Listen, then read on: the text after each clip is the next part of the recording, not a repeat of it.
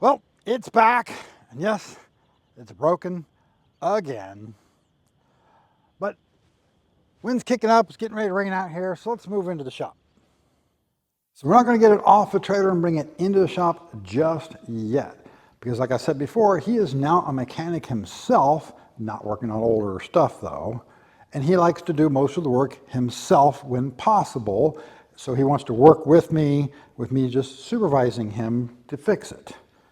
And we got to line up our schedules, and we're not exactly 100% sure when he can get out here and work on it. And we have a tech session coming up, so we need the space both inside the shop and outside the shop. But we definitely did need to get that thing unhooked from the truck because it's going to rain any minute now.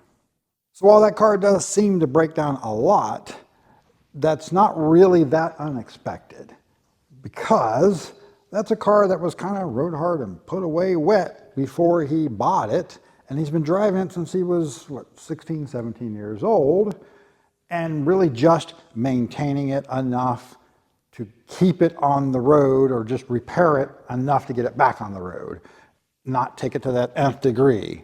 Because money, he's young, right? Plus, it's his daily, 12 months a year. Now, yes, he does have the TR7, but the TR7 is his backup because it's only a 40-something thousand mile car, no rust, and the heater is even worse than that thing because there's some kind of a problem he hasn't sorted out yet. So yes, especially in the wintertime, he's relying on the GT. And he drives 50 plus miles a day back and forth to work.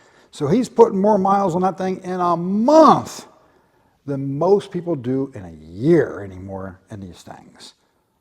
So yeah, we're going to have more problems with it. The average person's going to put an alternator or wheel cylinder, starter, slave cylinder, and get 4 or 5 years out of those parts. He's getting 2 because he's putting so many more miles on it. But the good news is, I always tell him, is most of these parts are pretty cheap. But the bad news is they're pretty cheap.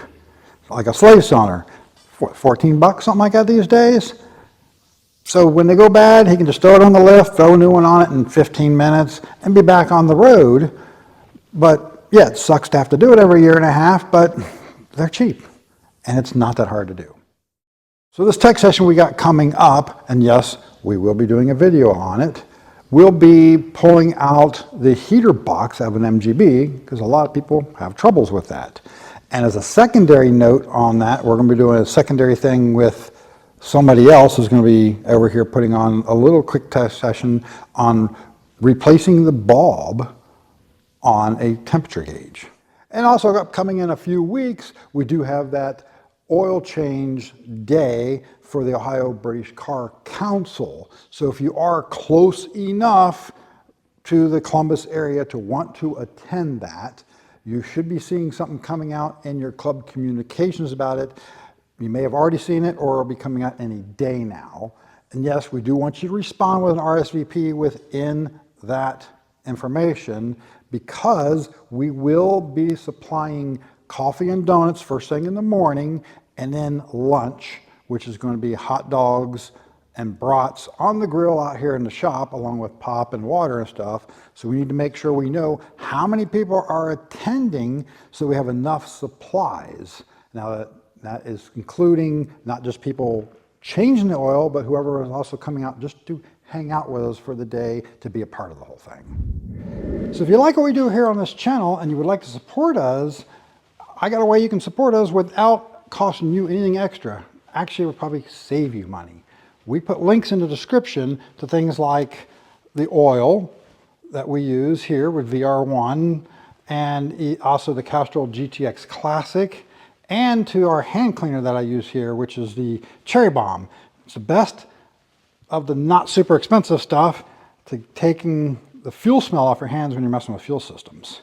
And all of those things will be cheaper in our links than you can get them for at any of the parts stores out there. So you can save yourself some money, and a couple bucks come back to us when you buy through there. And we'll try to see if we can put up some QR codes here, probably on this side over here, because if you're on a TV, you won't be able to click on the links in the description, so it gives you a way of doing that.